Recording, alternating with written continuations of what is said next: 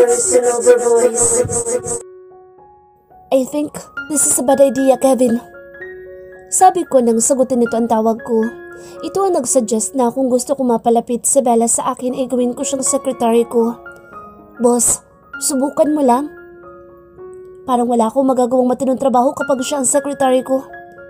Boss, ako na ang gumagawa ng mga trabaho mo, remember? Puro ka na nga lang tanggal ng mga empleyado. Hayaan mo, opportunity na rin niya na makasama mo si Miss Bella. Bumuntong hininga ako at hinilot ang sentido. Habang pasimpleng pinapanood si Bella na parang nasiraan na ng bait sa labas na department nila.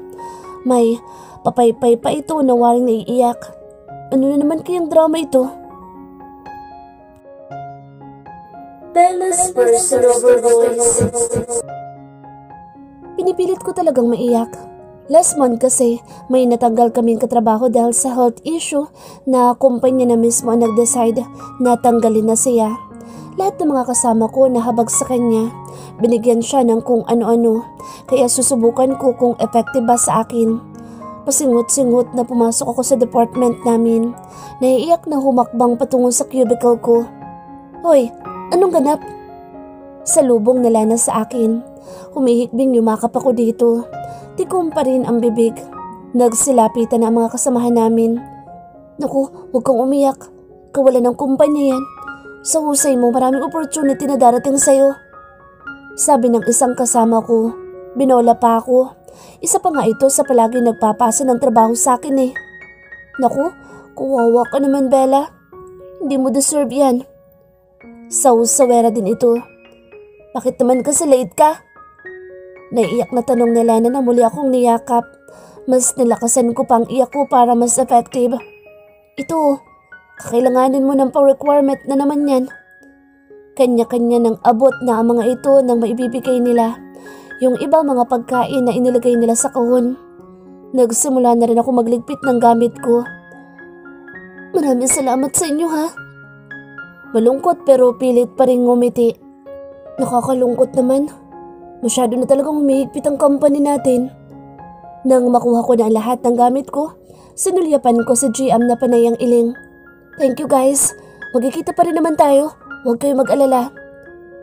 Pero hindi na madalas. Malungkot na sabi ng isa. Kapag hindi busy si Sir GM, bibisita pa rin ako dito. Sabay-sabay na nagsalubong ang kilay ng mga ito.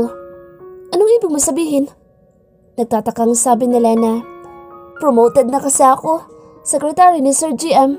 Thank you so much sa mga ibinigay niyo. Sir, alis na tayo? Bago pa makapagreklamo ang mga ito'y nakuha na ni GM ang box at ako naman ay nakabuntot na dito na malawak ang ngiti. Liar. Hoy, hindi ako nagsinungaling. Sila ang nag-conclude na natanggal na ako. Sabi ko nang ngiti-ngiti. Saan ang office mo? Tanong ko dito, lalo pa nang sumakay kami sa elevator. Hindi ito kumibo, ito pa nga ang pumindot ng numero. Uy, sa last floor? Sure ka? Yeah? Sa pagkakaalam ko, ilan lang ang office sa top floor. Mga executives lang. Bakit doon ka?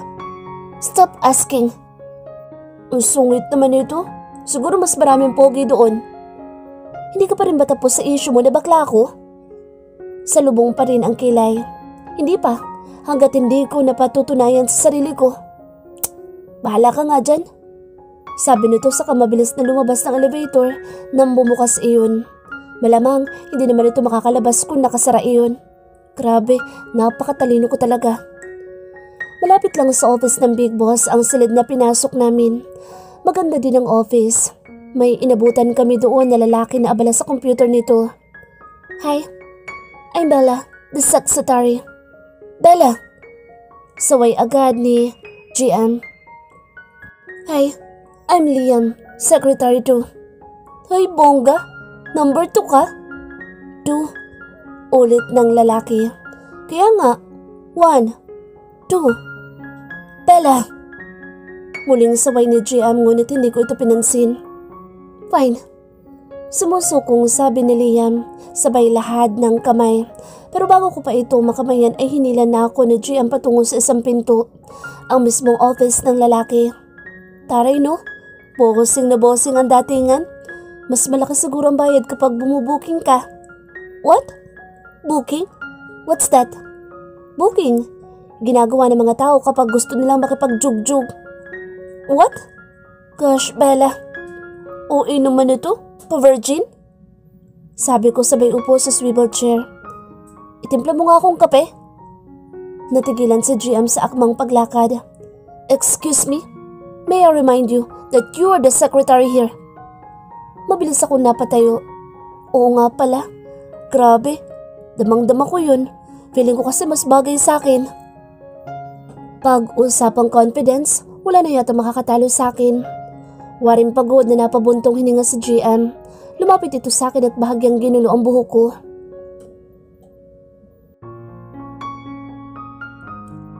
Napapansin ko na napapalapit ka sa bago nating kapitbahay. Kumakain kami ng hapunan na magsabi si Papang ng ganoon. Natigilan pa nga ako sa pagsubo at tinignan ito. Pang, ano namang masama? Single naman si ate. Sabi ni Bianca sa aming ama.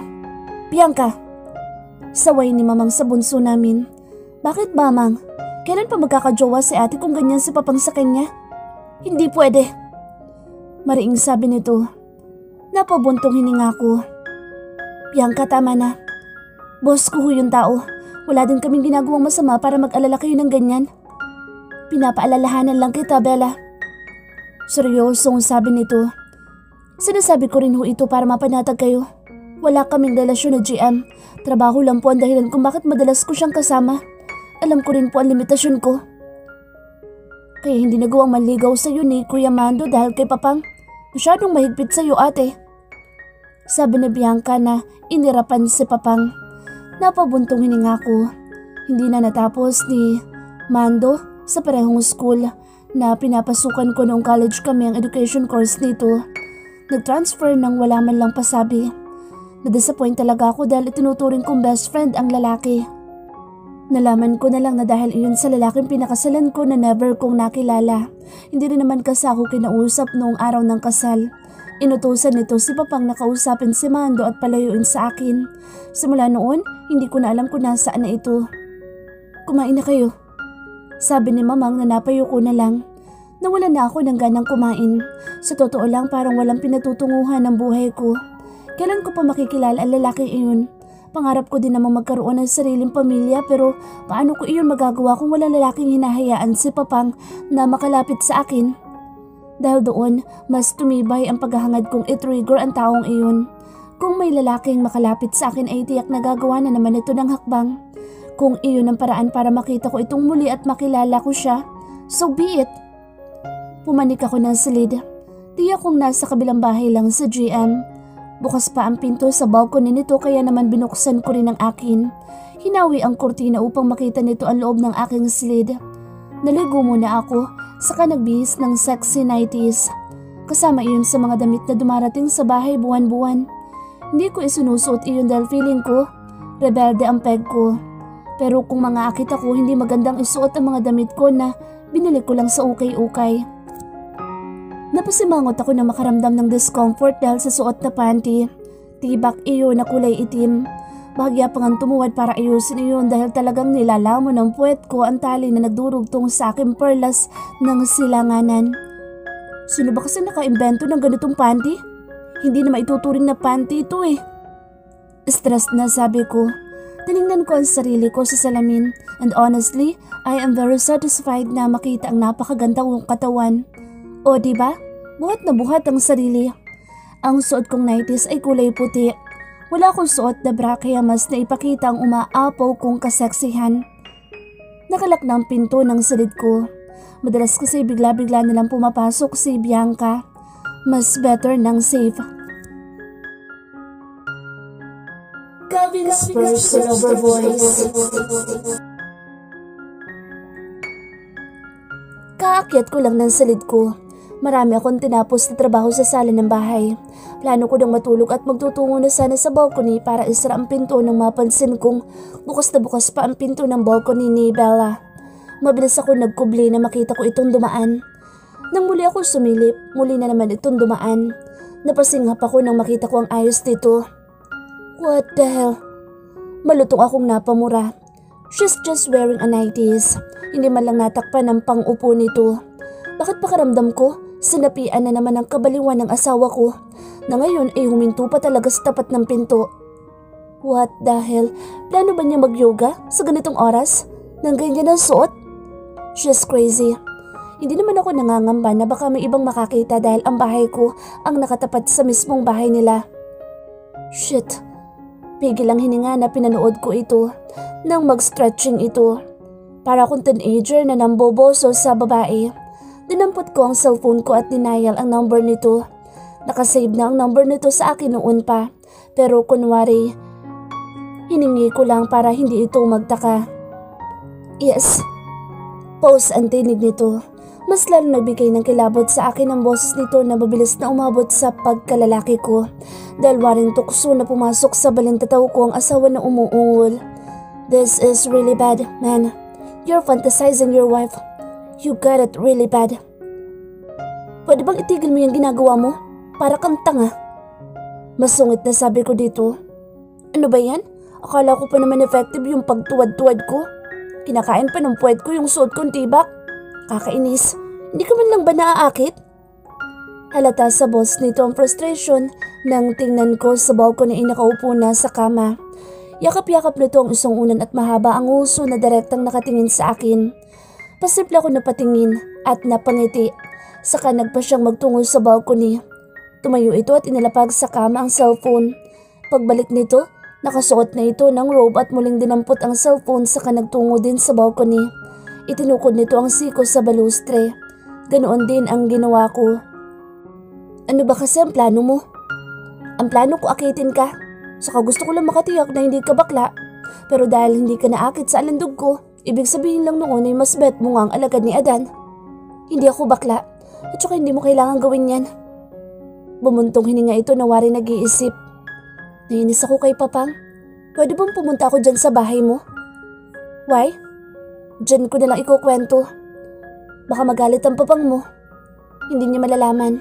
May secret passage kami ni Bianca noon kapag gusto namin pumunta kay Lola Daisy.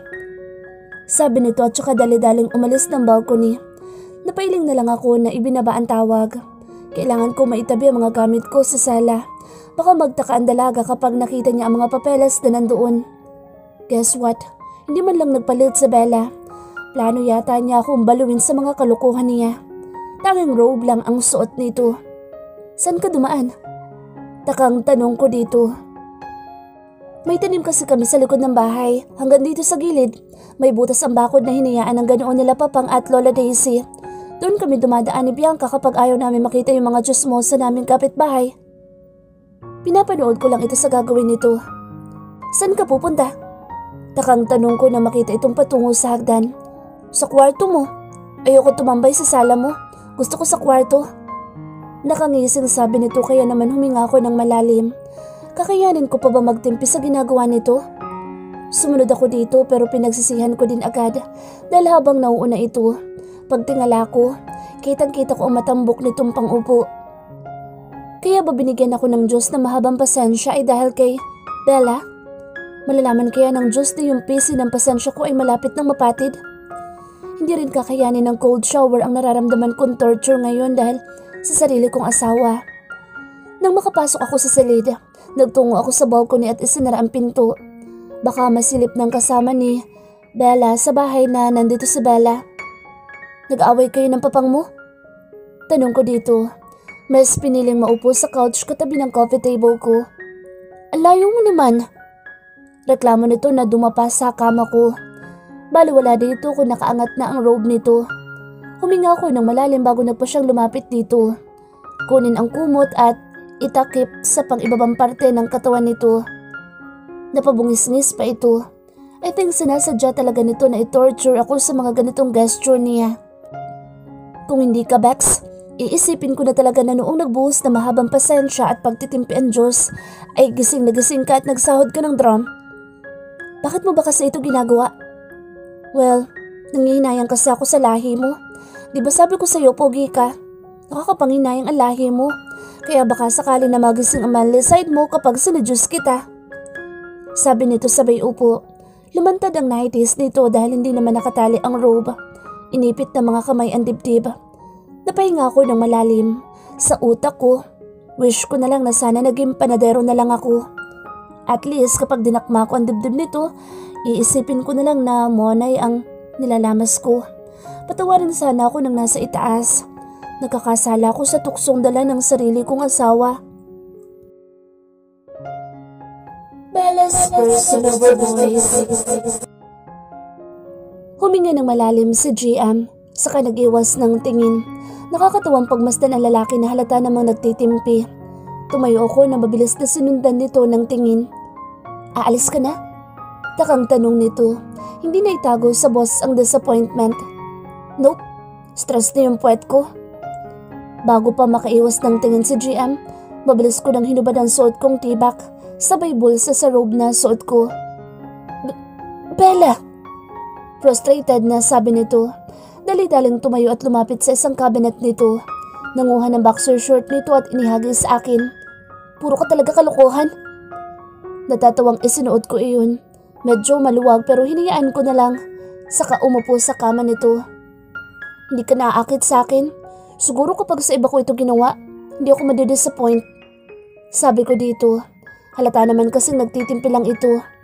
Gusto ko magkaanak pero kung hindi ko makuha sa asawa iyon, hahanap na lang ako ng iba. Bumuntong hininga ito na waring gusto ng sumuko. Fine. You want to know the truth? Naakit ako. Enough na ba yun? Frustrated na sabi nito na waring napipilitan lang talaga. Hindi. Tumayo ako. Kung talaga naakit ka, puntahan mo ako sa kwarto ko. What? Takang sabi nito. Pero kung hindi mo nagawa, sa iba ko ay pagagawang nasa isip ko ngayon. Humakbang akong palapit dito sabay haplos sa pisngi nito. Para nga pala sa'yo. May ngisi sa labi. Kinuha ko ang hinubad na tibak at inilagay sa palad nito. Sweet dreams, sir. Sabi ko na mabilis na umalis. Bago pa ako masermonan nito. Kanina ko pa gustong tumawa. Pero kung tatawa ako, edi masisira ang seducing 101 plan ko. Wala man lang nakapansin na umalis ako at kahit nang makabalik ako. Masarap tiyak ang tulog ko. Hindi ko lang alam ang kapitbahay ko. Good luck na lang sa kanya. Maganda ang gising ko. Kasing ganda ko. Lalo pa nang makita ko sa GM na naghihintay sa sakyan na ayon dito ay ipinahiram ng boss nito. Ayos ka lang ba? Parang hindi ka yata natulog. Masama naging tingin ito bago ako pinagbuksan ng passenger seat. Kinindatan ko pa ito bago niya isara ang pinto ng sakyan. Nang makaikot ito, mabilis nitong binuksan ang pinto sa driver's seat at walang imik na pumasok ng sasakyan. Wala ka sa mood?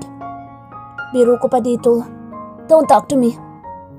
Masungit na sabi nito ngunit dahil plano ko talagang sundin ang plano ko, gagawin ko.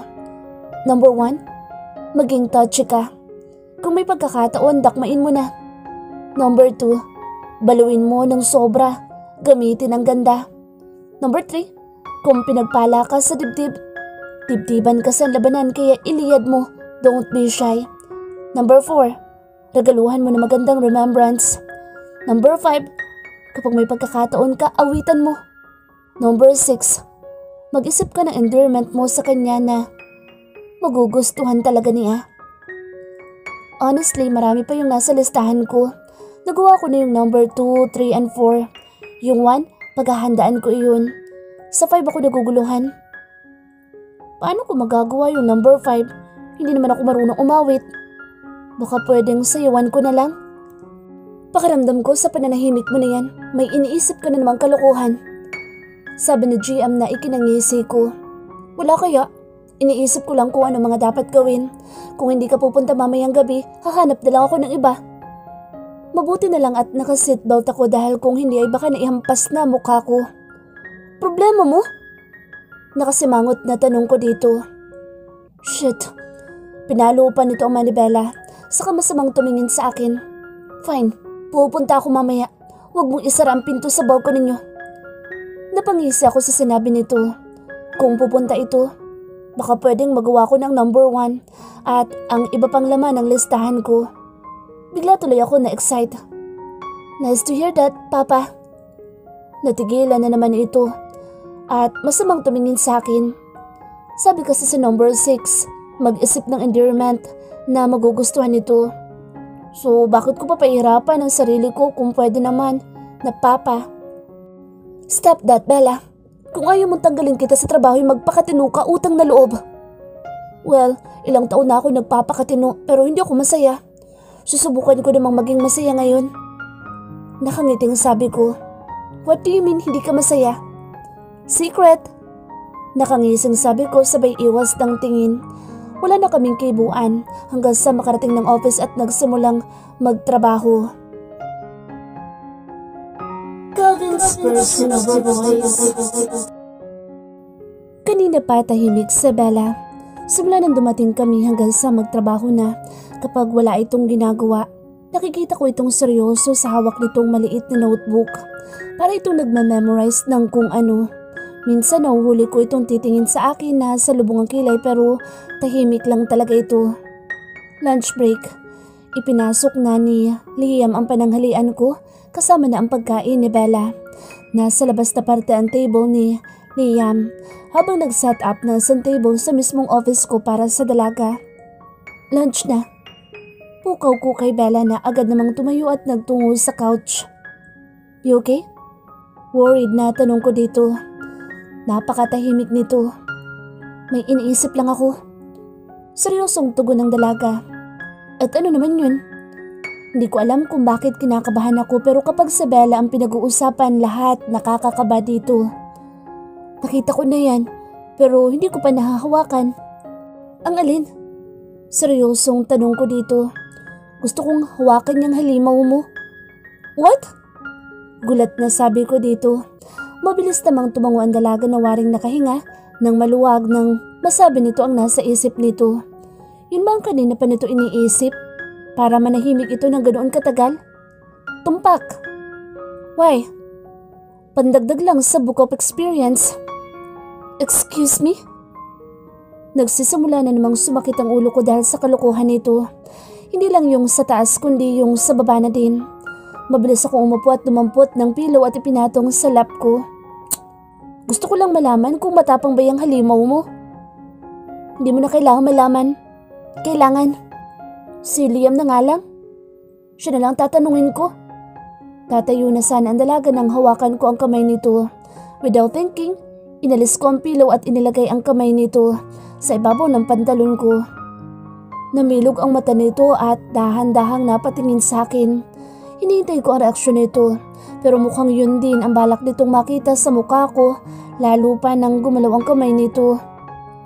Titig na titig ako sa mukha nito nang napasingap ako at eto naman ay napangiti. Malaki nga. Sa bagay nung unang kita ko pa lang malaki na talaga. Bella's personal voice. Sa totoo lang, tinatanong ko ang papangko kung may contact ba siya sa asawa ko. Pero tikom ang bibig nito. Gusto ko nga makilala ito at personal na makausap tungkol sa atraso ng tatay ko sa kanya. Na baka pwedeng hulug-hulugan ko na lang. Total naman ay may trabaho na ako. Baka sakaling pumayag ito na makipaghiwalay na sa akin. Wala din naman pinatutunguhan ng kasal na nagtatali sa akin sa taong iyon. Maaga akong umakyat sa silid ko. Nagsabi na ako sa kanila na huwag akong iistorbohin. Buo na ang loob ko. Gusto ko ng anak kahit wala ng asawa. Anak lang talaga. Kung maibibigay ni GM iyon, mas mabuti. Bahala na sa buhay yung asawa kong hilaw. Baka nga uugod-ugod na iyon. Sayang naman ang puri ko kung ibuburo ko, di ba? Lalo't noong nakita ko ito. Oo, mukhang bata pa ang pangangatawan ngunit hindi enough iyon para masabing bata pa ito. Tapos na ako maligo. Panibagong set ng 90s ang inihanda ko sa gabing ito. May mission ako ngayon. Kailangan mapunlaan ako ni GM. Bahala nang magkagulatan kung mangyari man ang plano ko. Kung magalit man yung asawa ko kuno. May natanggap akong text mula kay GM at papunta na daw siya. Mukhang napipilitan ang kapitbahay ko pero wala siyang magagawa. Inilabas ko ang listahan ko na nakalagay sa maliit na notebook. Number 7. Kailangan kapag magtatagpo ang tingin yung dalawa, dapat tigresa ang datingan, yung tipong palaban. Mabilis kong inilagay sa side table ang notebook at humiga sa kama. Nakatagilid ang isang hita at nakapatong sa isa pa. Hinawi ang buhok at medyo ginulo iyon. Mukha naman na siguro akong kaakit-akit. Kevin's personal voice. Kung hindi lang sinabi ni Bella na hahanap siya ng iba kapag hindi niya nakuha ang gusto niya sa akin, never kong gagawin ito ngayon. Para akong akyat bahay na pumupuslit sa 10 oras ng gabi. Wala namang problema ang pag-akyat. Pakiramdam ko nga ay mas magkakaproblema ako sa asawang aabutan ko sa loob. Nakasampa ako ng ligtas at walang ingay pero napakamot ako sa ulo ng bahagyang sumilip sa pinto. Natagpuan ng mata ko si Bella na parang sinapian sa gitna ng kama. "Rrrr!" Sabi nito na waring tigre na galit na galit. Gumagalaw pa ang kamay na waring mangangalmot. Napabuntong hininga ko na pumasok sa loob sabay sara ng pinto ng balcony. Muli ay umungol na naman ito na parang tigre. "Don't tell me, tuluyan ang nakalas ang tornilyo mo sa utak." Umupo ako sa paanan ng kama at pinagmasdan na magandang asawa na ngayon ay sumimangot at umupo na rin ng maayos. Bali wala ako makita na ang makinis nitong singit dahil sa suot na panty.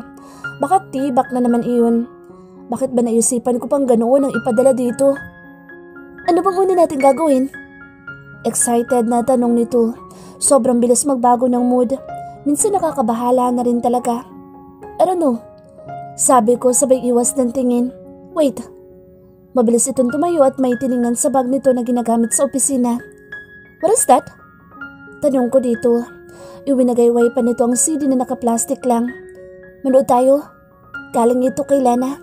Panoorin ko raw para magka-idea ako at dahil hindi mo din alam, manood ka na din. Hinablot ko dito ang hawak nito. Napangiwi ako nang makita ang larawan sa ibabaw ng CD. Bakit pa nga ba ako nag-expect na may matino itong maiisip? Siguro kaya wala kang idea kasi boy ang nakakajugjug mo. Inihagis ko ang hawak na CD at mabilis na hinubad ang suot na t-shirt sabay kalas ng belt. "Stop thinking I'm okay. I can prove to you that I am a full-blooded man." Napapalakpak ito na makita ang kaseryosohan ko. "Oo na, daling na magsimula na tayo." Bulong nito sabay haplos sa ibabaw ng tiyan ko. "This is your first time, right?" Mabilis itong tumango. "Hindi natin gagawin ang nasa isip mo ngayon pero gusto kong matuto ka ng mga bagay-bagay na gusto ko pagdating sa sex."